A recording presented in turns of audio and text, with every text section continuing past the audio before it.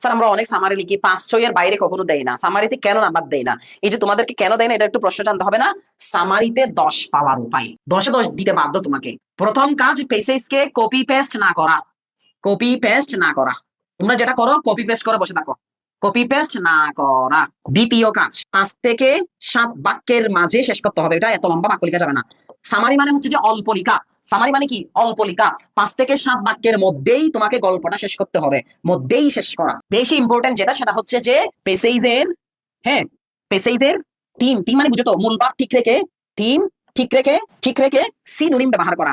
Synonym ব্যবহার করা। মূলত তোমাকে সামারি লিখতে দেওয়ার মূল উদ্দেশ্য হচ্ছে এটা।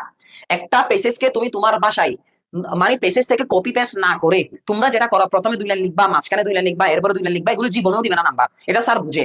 স্যার পেসেজটা পড়ে ফেলে, তোমার কাটাটা যখন পড়ে রেখে তুমি হুবহু তুলে দিছো, তোমাকে 2-3 এর বেশি নাম্বার দিবে না। এক কথাই স্যার আপনি আমাদেরকে একটু করে একটা সামারির ফরম্যাট লিখে দেন না।